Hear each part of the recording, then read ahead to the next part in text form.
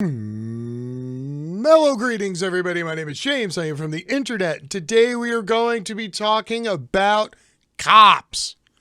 Yeah, I know. Feels like just last week I did this, but lo and behold, we're back here again with another epic segment of what the hell's going on with the police state. This is where I line up a whole bunch of tabs and I tell you about all the things cops around the country have been doing, just in case you haven't noticed because you only focus maybe on local news, or maybe you just don't have time to track down all the police fuckery that goes on in this country on a daily basis. So, since the recording of last week's episode of What the Hell's Going On with the Police State, I have now accumulated 16 new tabs. That's right, 16 tabs, 15 minutes. I gotta get cranking. Here we go. NYPD gets caught lying about rampant use of Clearview AI. Obtained through a Freedom of Information request, emails were released showing that the NYPD and Clearview AI had an extremely friendly relationship that dates all the way back to October 18 when NYPD Deputy Inspector Chris Flanagan was introduced to the Clearview CEO. NYPD signed a formal vendor contract in December of 2018, encouraged its officers to use the platform as much as possible, and even when the trial ended in March of 2019, the department continued to communicate with Clearview and opened new trial accounts for nearly a year afterwards, with the most recent ones created in February of 2020. The NYPD used Clearview AI to identify more than 5,100 people outside of the scope of their agreed upon policing practices. Why and how does this happen? It's simple, really. We live in a police state. The police state signs contracts with the surveillance state. And if that bothers you, who fucking cares? Next, police in Minnesota round up journalists covering protests, force them on the ground, and take pictures of their faces. That seems totally reasonable in a police state where the police just round everybody up and demand to see their papers. So, the police not only like to scare the shit out of and intimidate protesters who are exercising their rights, such as freedom of speech, freedom to peaceably assemble, freedom to seek redress from public officials. No, never mind all that. Now the police are also going to go out of their way to intimidate journalists who might take pictures of them or shoot video of them beating up or killing protesters. Why? Because fuck you, that's why. Next, more than 400 convictions involving suspected racist cop in Virginia could be overturned. Hold on, I feel like this one's going to be a real shocker. Jonathan Freitag, 25, is accused of making up reasons to pull over people and planting drugs in their vehicles in Fairfax County. Freitag has not been criminally charged, though he's being investigated. Oh, okay. Good to know the police are investigating themselves. This always ends well. The allegations were revealed Friday as attorneys worked to free an ex-firefighter sentenced to 3 years in prison based on a Freitag traffic stop. Elon Wilson, a former Washington, D.C. firefighter, is the only person still locked up based on Freitag's suspected misconduct. Wilson's defense attorneys and county prosecutors both argued for his release on Friday. Freitag stopped Wilson, a 23-year-old black man, on April 3, 2018 and said he swerved over the center yellow line, according to the Post. Freitag then searched Wilson's car, allegedly found drugs and a gun. Facing a maximum of 10 years in prison, Wilson took a plea deal in 2019 in which he maintained his innocence, but admitted that he'd probably be convicted given the evidence that was brought up against him. The deal sent Wilson to prison for 3 years and he lost his job. This guy is as crooked as the day is long. But hey, if you're a cop, it's cool. You could totally plant evidence and literally send hundreds of black people to jail just because you're a racist shitbag. Hey, that's what happens when you live in a police state, and apparently so goddamn many of you are so goddamn happy with the current situation and the way shit's set up. Well then, where's the onus to change? Thanks, shitbags and bootlickers. You're the reason why this happens. Throughout trial over George Floyd's death, killings by police mount. Since testimony in Derek Chauvin's trial began on March 29th, more than 3 people a day have died at the hands of law enforcement. Gee, why is this happening? Maybe because everybody's focused on one police station in the middle of nowhere America. So cops everywhere else are having themselves a little shoot people in the head holiday because local media doesn't really have enough people to cover the Chauvin trial and shit going on in their backyard. So yeehaw, let's all be Yosemite Sam and start killing 3 Americans a day. Well played, police state. Well played. Next, Facebook has already come out and announced that it will be searching for and shutting down any live streams that it finds of independent journalists live streaming protests from outside the courthouse or anywhere in downtown Minneapolis during or after the remainder of the Chauvin trial and upcoming protests. Now, of course, it will still totally allow live streams and videos from their credited partners, you know, the people who don't actually shoot any footage, they just buy footage from independent journalists whose live streams now get shut down by Facebook. But Facebook is already letting people know, hey, no live streams of protests here. We don't do that at Facebook. We only like people sharing pictures of kittens and their kids' 5th birthdays. Also, when you post those videos of your kid's 5th birthday, please make sure you check in at whatever local restaurant and local movie theater you go to so that you are a more valuable marketing lead for Facebook in their targeted advertising system because, hey, you only exist to be sold and marketed to, right? Next, Ohio, Nebraska troopers to aid Chauvin trial security efforts as officials and community advocates urge calm. This is a big long article and basically I'm just going to sum it up for you here. Minneapolis is going to spend $9.5 million in police overtime for their own cops. Police overtime for cops coming over from Ohio and Nebraska, and of course paying for the deployment of National Guard troops. Also, fun story. You don't want to have protests, maybe stop letting cops execute people in the streets. Also, if you want to reduce crime, maybe take that $9.5 million and spend it in, I don't know, educational and job programs so that people can have a better quality of life and not do crime. Next, New York City settles lawsuit from protesters who accused NYPD of firing a sound cannon at them. For those who don't know, many police forces around America, when they buy up all that extra surplus military gear, buy things called LRADs. An LRAD is a long-range acoustical device. It is used by the military for large-scale crowd control.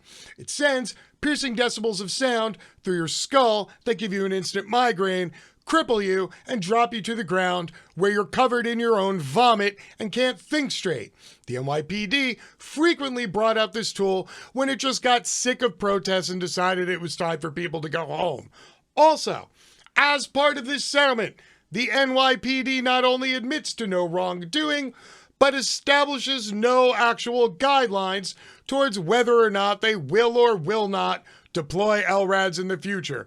In other words, they got $800,000 worth of people's money, taxpayers in the New York City area, gave that money to lawyers on behalf of the people who sued them, who got like $10,000 apiece, and the NYPD's budget will just get raised by $1 million next year to make up for the shortfall. No harm, no foul, nobody goes to jail, nobody gets charged, and oh yeah, the NYPD is going to continue deploying military weaponry at citizens and people walking around on the street. Why? Maybe you've heard this one before. Because fuck you, that's why.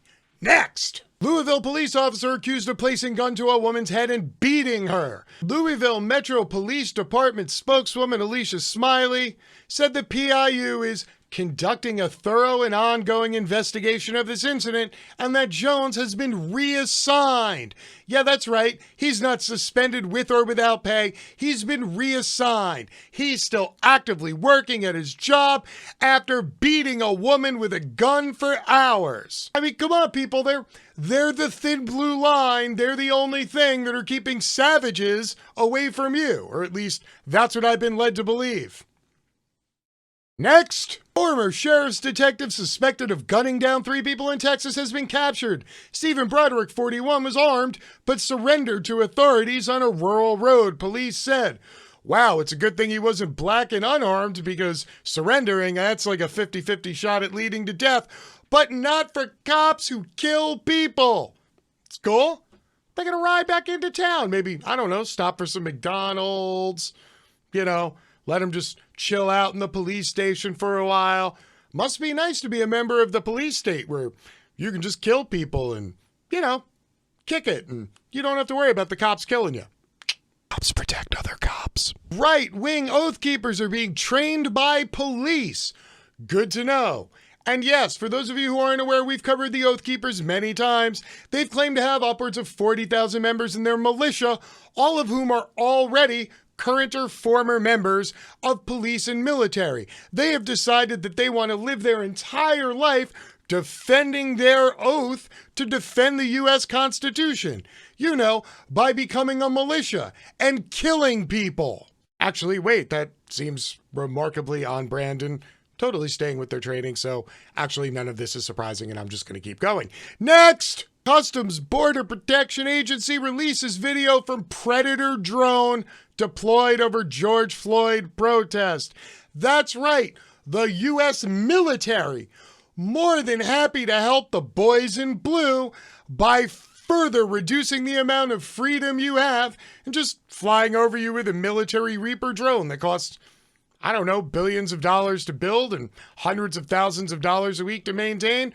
Yeah, they just take that and fly it over protests, to keep an eye on things and to sort of figure out where the real trouble spots are, the spots that they ignore so that everybody else can then come out and go, I really would have supported those Black Lives Matter people, but I saw they broke some windows and, I feel much worse for windows than I do about dead black people.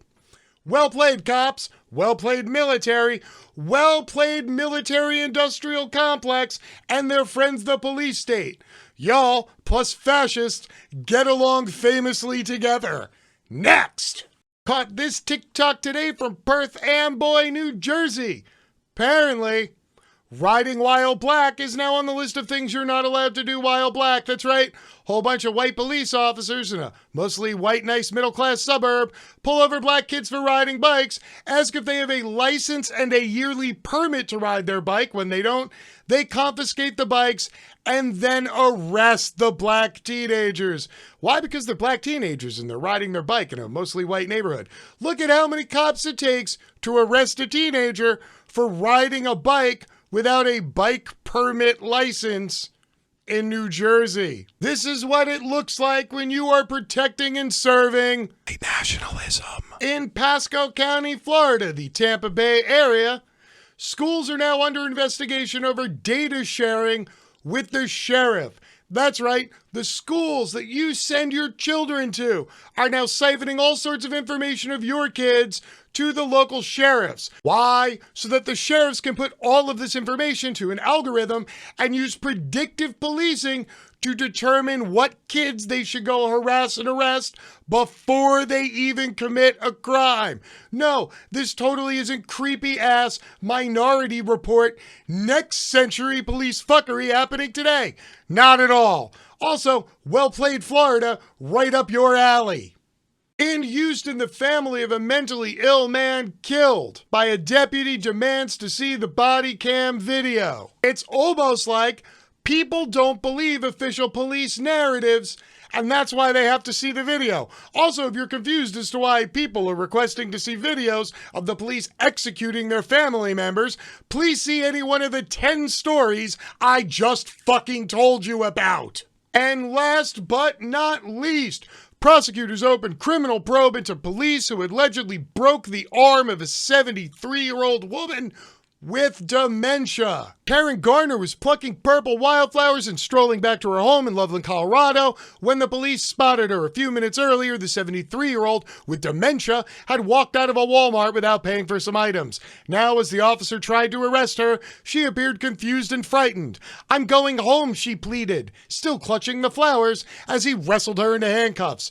By the time two officers finally forced the 80-pound woman into a cruiser, her family says her arm was broken broken, her shoulder was dislocated, and her body was covered in bruises. And why, you ask, would this sort of thing happen? Well, that's very easy. The police only care about property crime, not human crime. And if you do not arrest, beat, and severely injure people for taking or destroying property, well, then you're just encouraging the further destruction of property, aren't you? Also, it would appear that never prosecuting or convicting cops for committing crimes and murdering people will totally somehow change things, right? You gotta love the consistency of the police state. Now, that cavalcade of cop bullshit that I just blew through, that wasn't all the police fuckery from the last 5 days. That was just all the police fuckery from the last 5 days that I found in 2 hours this morning. So yes, everybody, while I appreciate tens of millions of you being glued to what's going on in the Chauvin trial because it is very important, I feel that I need to remind you that Chauvin isn't alone. He is not the bad apple. He is not the lone problem. He is not even the exception. He is the norm. So while you're watching all this national fuckery unfold, do me a favor, keep an eye on your local police in your local neighborhood. Chances are they're doing stuff that's just as fucked up, only somebody hasn't recorded them with a cell phone yet. Hey, if you think I'm over-exaggerating or I'm wrong, wait till you see how many more days it takes me to collect another 15 tabs and do this shit all over again. Until that time pops up, sometime early next week, my name is James, I am from the internet, and I'm out. Peace.